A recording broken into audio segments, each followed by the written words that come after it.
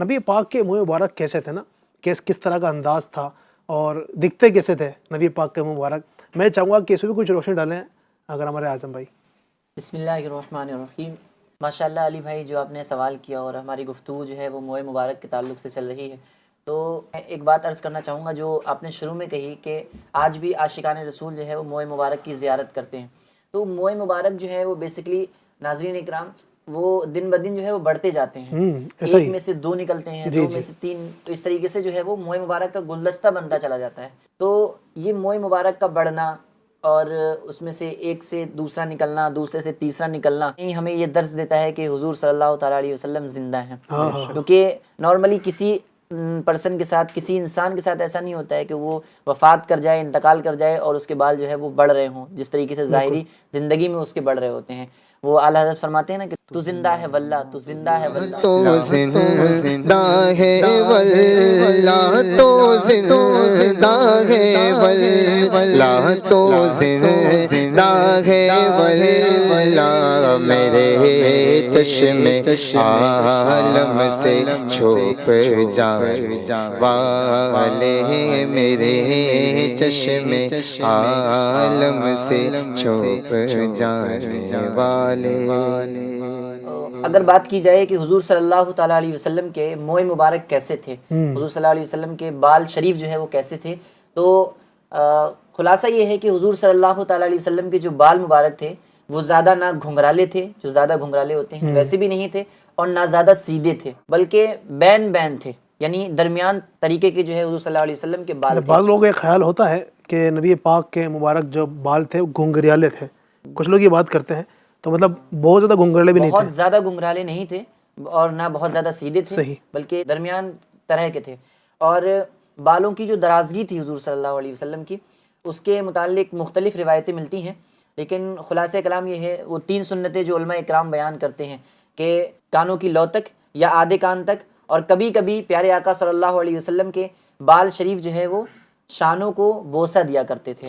تو اس طریقے سے حضور صلی اللہ تعالیٰ علیہ وسلم کے بال تھے۔ تو ناظرین اکرام، ہمارے معاشرے میں بھی کچھ لوگ ہوتے ہیں جو بال رکھتے ہیں، اور حضور صلی اللہ علیہ وسلم کی سنت کی نیت سے، کیونکہ زلف مبارک رکھنا سنت ہے، تو اگر سنت کی نیت سے زلف مبارک رکھیں گے تو انشاءاللہ اس کا ثواب بھی ملے گا۔ یہاں میں بات کرنا چاہوں گا ان اسلامی بھائیوں سے کہ جو لمبے لمبے بال رکھتے ہیں جو کندھوں سے نیچے جا رہے ہوتے ہیں، کبھی کبھی ایسے علی بھائی آپ نے بھی ایسے لوگوں کو دیکھا ہوگا کہ وہ کندھے سے نیچے بال رکھتے ہیں اور کبھی کبھی اس کی چوٹی بھی بنا لیتے ہیں۔ تو اس طریقے سے کندھوں سے نیچے بال رکھنا شریعت بھی ہمیں اس کی اجازت نہیں دیتی ہے، اور یہ عورتوں سے مشابہت ہے۔ ایک حدیث شریف میں اللہ کے رسول صلی اللہ تعالیٰ علیہ وسلم ارشاد فرماتے ہیں، حضور فرماتے ہیں اللہ تبارک و تعالیٰ کی لعنت ہے ایسے مردوں پر جو عورتوں سے مشابہت رکھے، اور ایسی عورتوں پر جو مردوں سے مشابہت رکھے۔ اچھا، اس طریقے کے بالوں کے متعلق حضور سیدی اعلیٰ حضرت سے بھی سوال کیا گیا، تو آپ رحمۃ اللہ تعالیٰ علیہ فرماتے ہیں کہ ایسے بال رکھنا جو ہے وہ حرام ہے، تو ہمیں بھی ایسے بالوں سے بچنا چاہیے اور سنت کے مطابق جو ہے اپنے بالوں کو رکھنا چاہیے۔ فیشن کے نام پہ یہ لوگ کر رہے ہوتے ہیں، بالکل ایسا ہی یونیک کچھ الگ کر کے دکھائیں۔ جی اعظم بھائی ابھی بتایا کہ واقعی میں سنت کے مطابق بال رکھنے چاہیے۔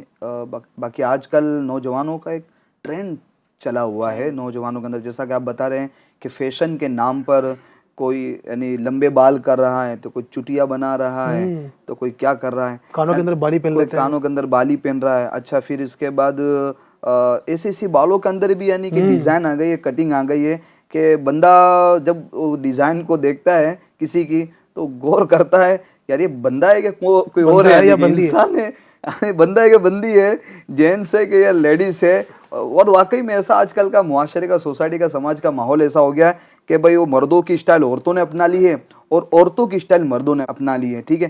حالانکہ جیسا کہ اعظم بھائی نے حدیث پاک بیان کی کہ سرکار صلی اللہ علیہ وسلم کی حدیث پاک ہے کہ جو عورتوں کی اسٹائل ہے وہ مرد نہیں اپنا سکتا ہے، یعنی عورتوں کی مشابہت یہ مرد نہیں کر سکتا، اور مرد کی جو مشابہت ہے وہ عورت نہیں کر سکتی۔ عورت ایک الگ جنس ہے، مرد ایک الگ جنس ہے۔ جو کٹورا کٹ جس کو بولتے ہیں نا، یعنی کہ بیچ میں بال بڑے ہوتے ہیں اور سائڈوں میں بال چھوٹے ہوتے ہیں، ارے یہ کوئی بال کا فیشن ہے یار، یعنی ایسا لگ رہا ہے جیسے کہ کٹورا رکھ کے اس کی بال کی کٹنگ کی گئی ہے، یہ کیسا فیشن ہے؟ ایسے لوگ بھی آتے ہیں دکانوں پہ بال کٹنگ کرانے کے دوران کہ وہ الفابیٹ لکھوا رہے ہوتے ہیں، مطلب بالوں کی کٹنگ ایسی ہوتی ہے کہ اس میں نام لکھا جاتا ہے، تو نام لکھواتے ہیں، کبھی بالوں کی کچھ لوگ ایسے ہوتے ہیں نا کہ کپڑے جس طریقے سے چینج کرتے ہیں نا اس طریقے سے وہ بالوں کا اسٹائل کر رہے ہوتے ہیں. کپڑے اگر ریڈ ہیں تو بال ریڈ کروا لیے، کپڑے اگر یلو ہیں تو بال یلو کروا لیے. عجیب و غریب جو ہے وہ کلچر چل چکا ہے. یعنی کہاں جا رہے ہیں ہم؟ یعنی بس یہ بعض اوقات جو نا کہ حب جہاں بھی ہوتا ہے مشہور ہونے کی ایک تمنا، ایک یونیک لوگ دیکھیں، لوگ مطلب کہیں کہ یار کیا بات ہے کیا بات ہے. اچھا علی بھائی، اس میں آپ نے یہ بھی دیکھا ہوگا اعظم بھائی، یہ لوگ سوچ رہے ہوتے ہیں کہ ہم یہ جو کٹنگیں کراتے ہیں ہم بہت اچھے لگتے ہیں، مگر ان کی شکلیں بگڑ جاتی ہیں. صحیح فرما رہے ہیں ویسے ہی. واقعی میں جیسے کہ انہوں نے کہا کہ جیسے کپڑے ایسے بالوں کا کلر. ایسی بات ہے، اللہ نے انسان کے جسم کی جو تخلیق فرمائی نیچرلی، اسی کے اندر ہی زینت ہے، اسی کے اندر ہی خوبصورتی ہے. جیسا کہ اللہ تعالیٰ قرآن مجید میں ارشاد فرماتا ہے لقد خلقنا الانسان فی احسن تقویم، تحقیق کہ ہم نے انسان کو بہترین خوبصورت طریقے سے اس کو بنایا، یعنی کہ ٹھیک ہے خوبصورت طریقے سے اس کی تخلیق فرمائی.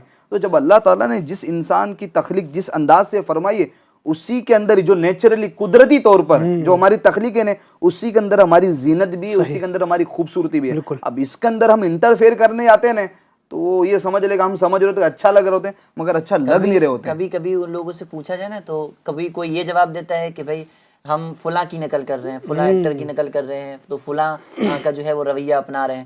تو ان لوگوں سے میں بات کرنا چاہوں گا کہ وہ مسلمان ہیں اور ہمارے رول ماڈل تو حضور صلی اللہ تعالیٰ علیہ وسلم ہیں. تو حضور کی زلف مبارک جس طریقے سے ہوا کرتی تھی تو ہم حضور کے چاہنے والے ہیں، تو ہم عشق کا دعویٰ تو بہت کرتے ہیں لیکن اس عشق کے دعوے کے لیے ہمیں دلیل بھی دینی پڑے گی. تو ہمارے اخلاق سے، ہمارے انداز سے، ہمارے ہیئر اسٹائل سے بھی جو ہے حضور کی سنتیں نظر آئیں تو واقعی میں ہم عاشق رسول ہوں گے. سبحان اللہ. ابھی آپ نے بات کی لوگ مطلب کسی ایکٹر کو بعض اوقات کر رہے ہوتے ہیں یا کسی کرکٹر کو اس کی نقل کر رہے ہوتے ہیں. ناظرین یہ لوگ یہ کیوں کر رہے ہوتے ہیں؟ اچھا دکھنے کے لیے نا، کہ بھئی وہ جو ایکٹر ہے بہت اچھا لگتا ہے تو اس کی نقل کریں گے تو ہم بھی اچھے لگیں گے. مجھے بتائیں کہ اللہ پاک نے سب سے اچھا کس کو بنایا؟ سب سے خوبصورت میرے آقا. بے شک سب سے خوبصورت اللہ نے میرے آقا کو بنایا. تو ہم چاہتے ہیں کہ بھئی جو اچھا دکھتا ہے اس کی طرح بن جاؤں. تو سب سے اچھے تو میرے آقا ہیں، کیا ان کی نقل نہ کی جائے؟ اچھا ہی دکھنا چاہتے ہیں، اچھے نظر آنا چاہتے ہیں تو ان کی نقل نہ کی جائے. میرے آقا تو زلفوں والے تھے. حدیث پاک بھی تو ہے نا علی بھائی، من تشبہ بقوم فہو منہم، جو جس قوم کی مشابہت کرے گا کل قیامت کے دن بھی انہی کے ساتھ ہوگا. اگر آپ نقل کر رہے ہو غیروں کی تو ظاہر سی بات ہے کل قیامت کے دن بھی ان کے ساتھ ہوگے. تو اب آپ دیکھ لیں کل قیامت کے دن اپنا حشر کس کے ساتھ کرنا چاہتے ہیں. اگر آقا علیہ الصلوۃ والسلام کے ساتھ ہم سب کا حشر ہو تو ہمیں آقا علیہ الصلوۃ والسلام کے طور و طریقے پر عمل کرنا ہوگا، آقا علیہ الصلوۃ والسلام کی سنتوں پر عمل کرنا ہوگا. مطلب دعویٰ تو کر رہے ہوتے ہیں حضور سے عشق کا، لیکن عمل جو ہے وہ انہی کے دشمنوں جیسا اپنایا ہوگا. تو ایسا ناظرین اکرام نہیں کرنا چاہیے اور ہمیں حضور کا انداز اپنانا ہے. آئیے سنتے ہیں حضور کا انداز کیا تھا. حضور صلی اللہ تعالیٰ علیہ وسلم زلف مبارک رکھا کرتے تھے اور اپنے بالوں میں کنگھی فرمایا کرتے تھے، داڑھی میں کنگھی فرمایا کرتے تھے اور بیچ کی مانگ نکالا کرتے تھے. اور وہ اس مانگ کے تعلق سے حضور سیدی اعلیٰ حضرت اپنے ایک شعر میں کیا خوب فرماتے ہیں. آپ فرماتے ہیں لیلۃ القدر میں مطلع الفجر حق، لیلۃ القدر میں مطلع الفجر حق، مانگ کی استقامت پہ لاکھوں سلام. گویا حضور سیدی اعلیٰ حضرت نے رات کی تاریکی کو حضور صلی اللہ علیہ وسلم کے زلف مبارک سے تشبیہ دی. اور جب رات کی تاریکی میں جب فجر کا نور طلوع ہوتا ہے اس نور کو سیدھی مانگ سے حضور صلی اللہ علیہ وسلم کے تشبیہ دی ہے. کیا خوب اعلیٰ حضرت نے فرمایا ہے لیلۃ القدر میں مطلع الفجر حق، مانگ کی استقامت پہ لاکھوں سلام.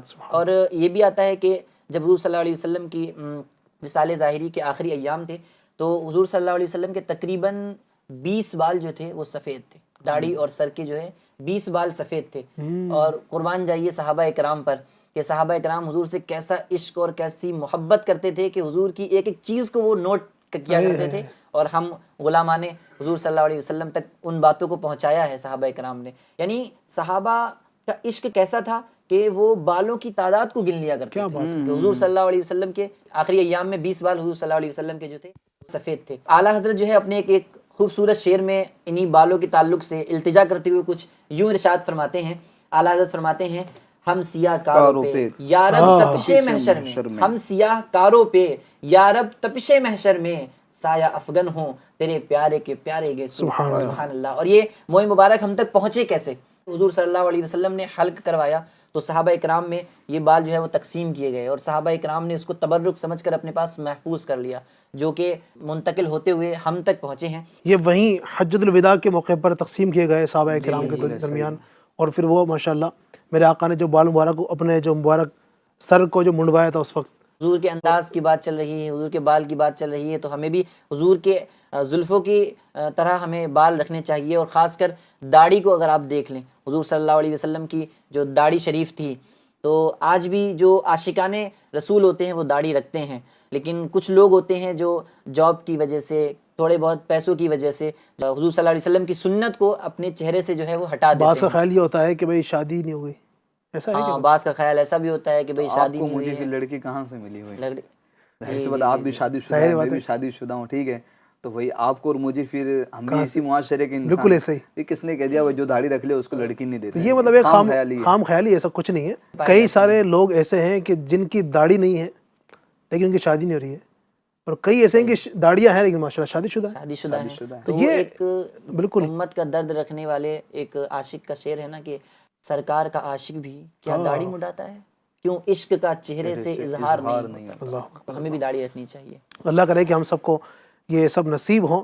نبی پاک کی مبارک زلفوں کی مبارک داڑھی کی ہم باتیں کر رہے ہیں. اللہ کرے اگر آقا علیہ الصلوۃ والسلام کی عشق میں آپ علیہ الصلوۃ والسلام سے جو چیزیں نسبت رکھتی ہے، اگر ان کی تعظیم کی جائے، ان کی تکریم کی جائے، رسپیکٹ کی جائے، ان کا ادب بجا لائے، تو یہ عین شریعت کے مطابق ہے. صحیح. جیسا کہ قاری صاحب قرآن کریم میں بھی تبرکات سے فائدہ اٹھانے اور تبرکات سے شفا ملنے کے دلائل بھی موجود ہیں. جیسا کہ یوسف علیہ السلام کے والد محترم جو کہ نبی ہیں، حضرت یعقوب علیہ السلام، ان کی بینائی میں کمی آئی تو حضرت یوسف علیہ السلام نے اپنے بھائیوں کو فرمایا، جس کا ذکر رب نے قرآن میں فرمایا. حضرت یوسف علیہ السلام نے جب کہا کہ میرا یہ کرتا لے جاؤ، تو اس کرتے کو جو ہے وہ میرے والد محترم کی آنکھیں ہیں ان پر رکھ دینا، تو اس سے ان کو شفا مل جائے گی، ان کی بینائی واپس آ جائے گی. تو ناظرین اکرام، یہاں غور کرنے والی یہ بات ہے کہ انبیاء اکرام جو پہلے کے ہیں ان سے نسبت رکھنے والی صرف شے ہے کرتا حضرت یوسف علیہ السلام کا، اس سے حضرت یعقوب علیہ السلام کی بینائی واپس آ رہی ہے. تو ہمارے نبی جو کہ سید الانبیاء ہیں، جو کہ تمام نبیوں کے سردار ہیں، ان سے نسبت رکھنے والے موئی مبارک، بال مبارک، ان سے تو ضرور شفا ملے گی انشاءاللہ عز و جل. اور اس کے متعلق ایک واقعہ بھی ہے کہ عظیم عاشق رسول حضرت امام احمد بن حنبل رحمۃ اللہ تعالیٰ علیہ کے پاس مکی مدنی صلی اللہ علیہ وسلم کے موئی مبارک تھے. تو آپ رحمۃ اللہ تعالیٰ علیہ کا انداز کیا تھا موئی مبارک کو سنبھالنے کا؟ شاندار انداز. آپ رحمۃ اللہ تعالیٰ علیہ موئی مبارک کو کبھی اپنے ہونٹوں پر رکھتے، انہیں چومتے، اور کبھی آنکھوں پر رکھتے، اور بیماری کی حالت میں ہوتے تو موئی مبارک کو پانی میں ڈال کر اس کا دھوبن پیتے اور آپ کو شفا حاصل ہو جاتی. سبحان اللہ. ایسا جو ہے وہ انداز تھا. اور ایک مشہور صحابی، حضور صلی اللہ علیہ وسلم کے عظیم صحابی حضرت سیدنا خالد بن ولید رحمۃ اللہ تعالیٰ علیہ فرماتے ہیں، جب حضور صلی اللہ علیہ وسلم نے حلق فرمایا تھا، جیسا کہ جس کا تذکرہ ابھی ہوا، تو آپ کہتے ہیں کہ میں نے حضور صلی اللہ علیہ وسلم کے موئی مبارک سے چند بال اپنے پاس رکھ لیے. حضرت خالد بن ولید رضی اللہ تعالیٰ عنہ، سرکار علی وقار صلی اللہ تعالیٰ علیہ وسلم نے مجھ سے فرمایا، آقا نے فرمایا کہ اے خالد تم ان والوں کا کیا کرو گے؟ تو آپ کہتے ہیں کہ میں نے عرض کی یا رسول اللہ صلی اللہ تعالیٰ علیہ وسلم، میں ان موئی مبارک کو بطور تبرک اپنے پاس رکھوں گا، سبحان اللہ. سبحان اللہ. اور جہاں ضرورت پڑے گی اس سے مدد حاصل کروں گا.